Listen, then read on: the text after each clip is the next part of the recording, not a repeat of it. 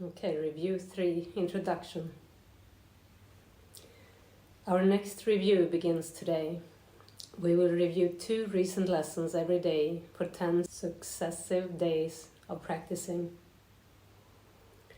We will observe a special format for these practice periods that you are urged to follow just as closely as you can. We understand, of course, that it may be impossible for you to undertake what is suggested here as optimal each day and every hour of the day. Learning will not be hampered when you miss a practice period because it is impossible at the appointed time, nor is it necessary that you make excessive efforts to be sure that you catch up in terms of numbers.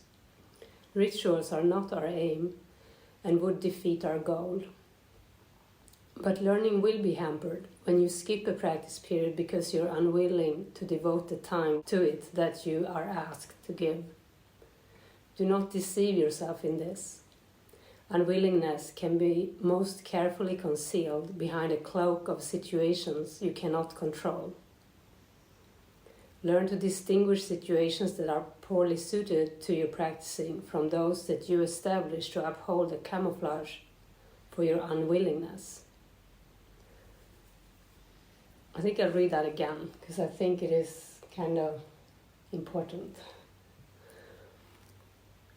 Learning will be hampered when you skip a practice period because you're unwilling to devote the time to it that you are asked to give. Do not deceive yourself in this. Unwillingness can be most carefully concealed behind a cloak of situations you cannot control.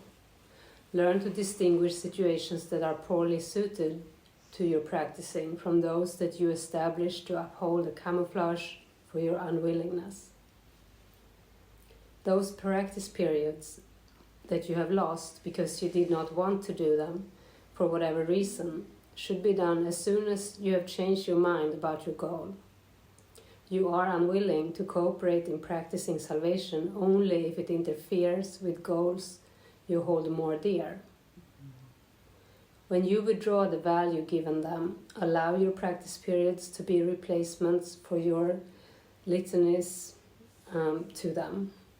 They gave you nothing, but your practicing can offer everything to you. And so accept their offering and be at peace. The format you should use for these reviews is this. Devote 5 minutes twice a day, or longer if you would prefer it, to considering the thoughts that are assigned. Read over the ideas and comments that are written down for each day's exercise. Then begin to think about them while letting your mind relate to your needs, your seeming problems, and all your concerns. Let your mind relate the lessons to your needs, your seeming problems, and all your concerns. Place the ideas within your mind and let it use them as it chooses. Give it faith, give your mind faith that it will use them wisely, being helped in its decisions by the one who gave the thoughts to you.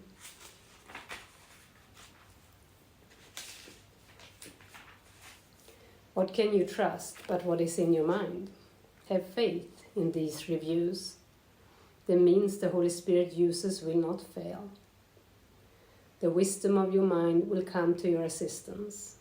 Give direction at the outset, then lean back in quiet faith, and let the mind employ the thoughts you gave as they were given you for it to use. You have been given them in perfect trust, in perfect confidence that you would use them well, in perfect faith that you would see their messages and use them for yourself. Offer them to your mind in that same trust and confidence and faith. It will not fail. It is the Holy Spirit's chosen means for your salvation. Since it has His trust, His means must surely merit yours as well.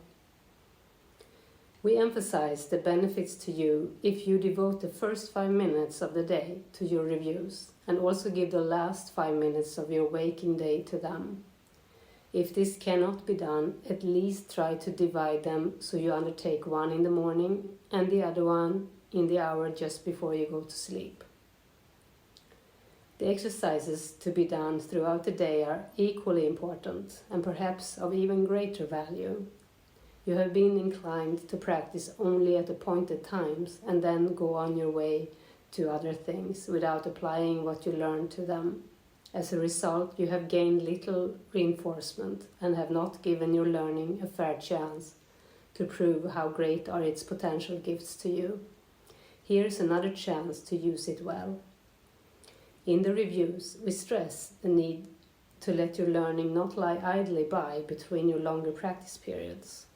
Attempt to give your daily 2 ideas a brief but serious review each hour. Use one on the hour and the other one a half an hour later. You need not give more than just a moment to each one. Repeat it and allow your mind to rest a little time in silence and in peace. Then turn to other things, but try to keep the thought with you and let it serve to help you keep your peace throughout the day as well. If you are shaken, think of it again. These practice periods are planned to help you form the habit of applying what you learn each day to everything you do. Do not repeat the thought and lay it down. Its usefulness is limitless to you, and it is meant to serve you in all ways, all times and places, and whenever you need help of any kind. Try then to take it with you in the busyness of the day and make it holy, worthy of God's Son, acceptable to God and to yourself. Each day's review assignment will conclude with a restatement of the thought to use each hour, and the one to be applied on each half hour as well. Forget them not.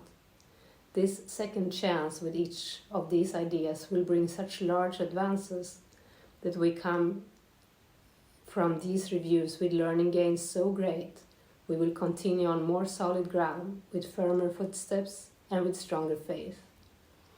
Do not forget how little you have learned. Do not forget how much you can learn now. Do not forget your Father's need of you as you review these thoughts He gave to you. So lesson 111, lesson 111. For morning and evening review. 1. Miracles are seen in light. I cannot see in darkness. Let the light of holiness and truth light up my mind, and let me see the innocence within. 2. Miracles are seen in light, and light and strength are one. I see through strength the gift of God to me. My weakness is the dark His gift dispels by giving me His strength to take its place. And then throughout the day, it's on the hour is miracles are seen in light, and on the half hour, miracles are seen in light, and light and strength are one.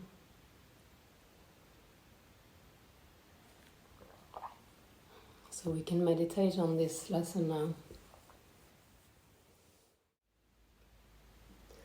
Okay, I just opened up the course to weakness and defensiveness. So I'm going to read the first paragraph. How does one overcome illusions? Surely not by force or anger, nor by opposing them in any way. Merely by letting reason tell you that they contradict reality. So the way to overcome illusions is merely by letting reason tell you that illusions contradict reality. It makes sense. They go against what must be true. The opposition comes from them and not reality. Reality opposes nothing. What merely is needs no defense and offers none. Only illusions need defense because of weakness. And how can it be difficult to walk the way of truth when only weakness interferes? You are the strong one in this seeming conflict, and you need no defense. Everything that needs defense you do not want, for anything that needs defense will weaken you.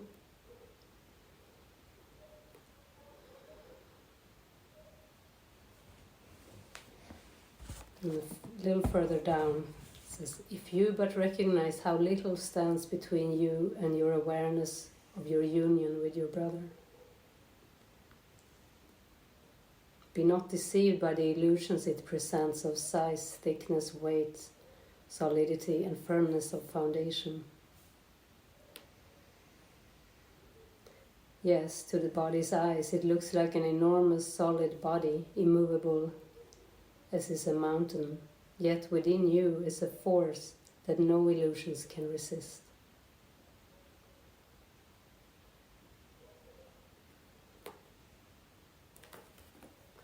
If you want to read this chapter for yourself, it's chapter 22, part 5, Weakness and Defensiveness. So how is everyone doing today? Any expressions?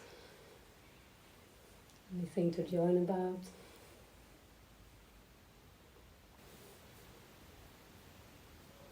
Any illusions to put on the altar?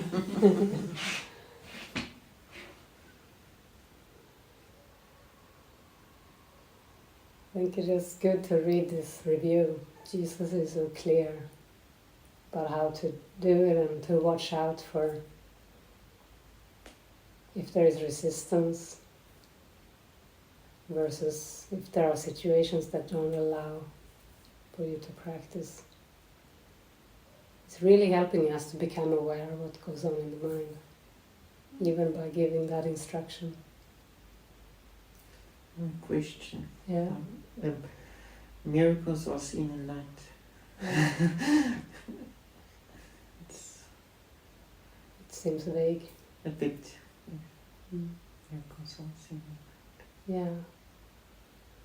Miracles is the natural state of mind, and when illusions are in the mind, the miracles are not experienced, even though they are there. So, even the second part of the lesson, or the second lesson to practice, it says, my weakness is the dark his gifts dispels. So weakness is darkness, holiness is light, and strength.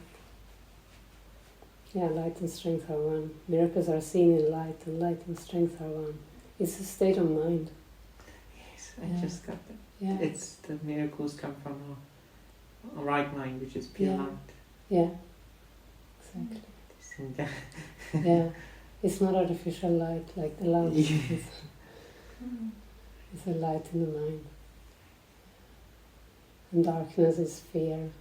Darkness is illusion. Anything that we resist looking at, actually. Anything that we would prefer to avoid is darkness. But when we look at it, there is nothing there once we look. So it is to face every fear. Yeah. So the miracles are right mind for letting us know to come back to that mind. Yeah. Yeah. Miracles are experienced in right-mindedness. Until there's no miracles needed. Yeah. Until everything is a miracle. One.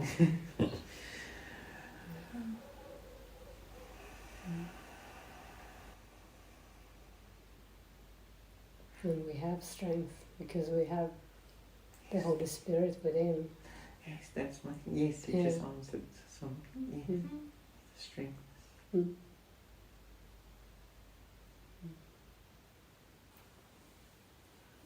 I want to share something. Now, talking about the light, I was awake at 2 in the morning. Well, I was actually awakened by a really big light. And yeah, I don't know if it was the moon or not, but it was just there in the window, and it was like so bright. I've never seen a moon like that. I was like, oh, and I had the thought, wow, it's God calling me. I thought that was my first thought. Is God calling me? And yeah, I was not scared. There was a point when I wanted to just understand what it was, but then I was just staring at it, and I was just realizing that God is what I want, and that's the only thing I want. And my lesson today is, Father, I will but to remember you. So when it faded away, I began praying, and then I remembered, what's my lesson for today? And then it was this one. Oh, wow. It's powerful. Yeah.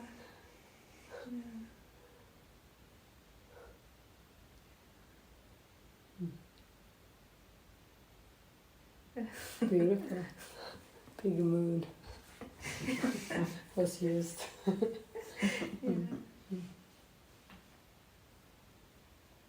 Miracles are seen in life. Miracles are seen in life. Yeah.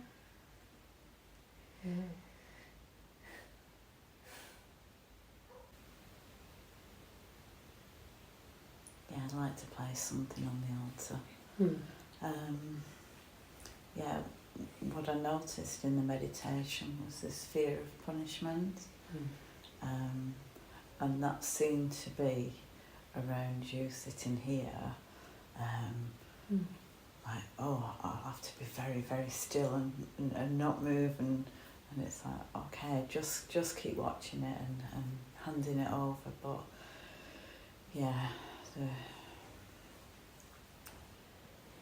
it's like the desire is to pierce that veil and allow my brother's love in, and yet there's that resistance there that just shows up in little ways or big ways. It doesn't really matter, but I just see that, and it's like I've got to do something, to move through it, rather than allow.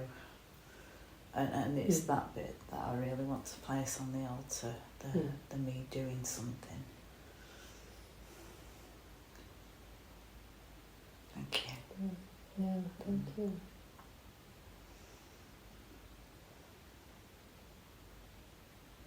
It's almost what we read yesterday about the expiation. Like you have to do something to fix the sin, or to change. Yeah. What is required is to see the illusion and let it go, which is to do nothing.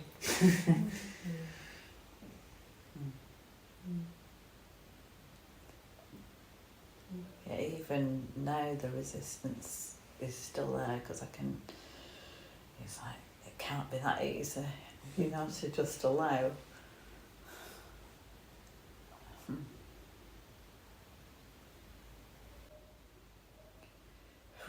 Just have this desire.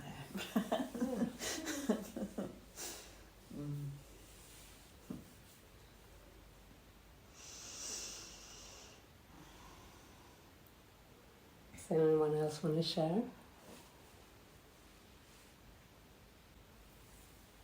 How was the pizza? It was lovely. Really nice. Yeah, I just wanted to share just my appreciation. Yeah, just watching you at work, or watching you be worked through, Jenny, in the cafe with Gareth. And just, yeah, both of you, the support that you offer both of us, it's like nothing I've ever seen. Nothing I'll ever see in the world. Yeah, like an angel. No.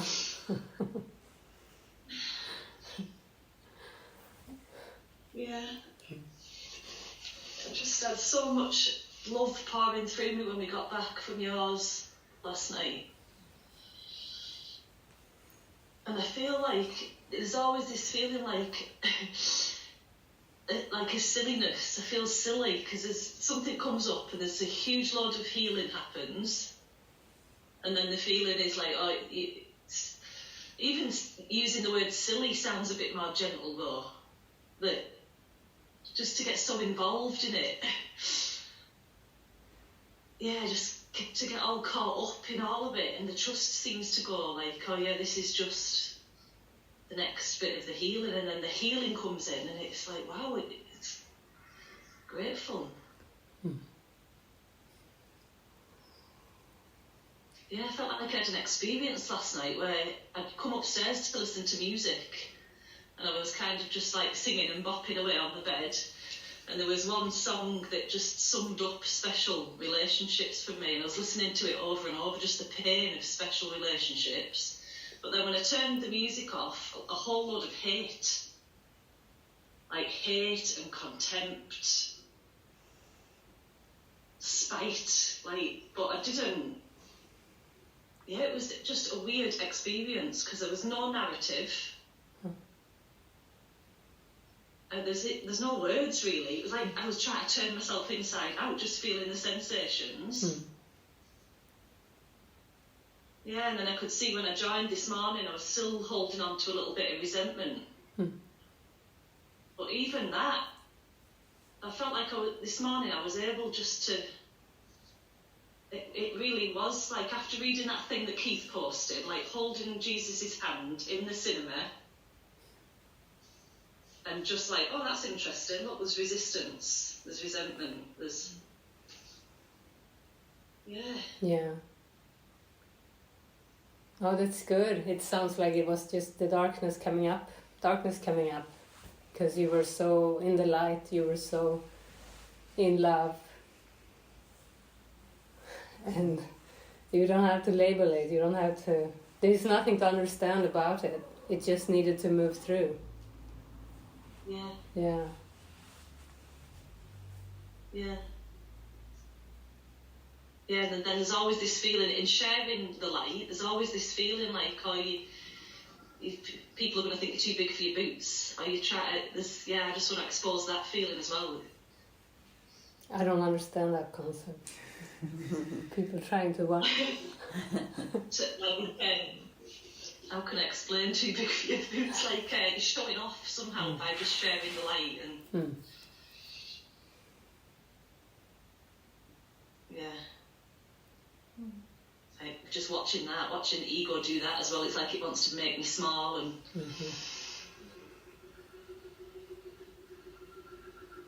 yeah, I feel like it's been huge last night and yesterday. Yeah, I think I do want to expose something else though. There's always feelings of guilt that come up. There's guilt in my mind around Francois.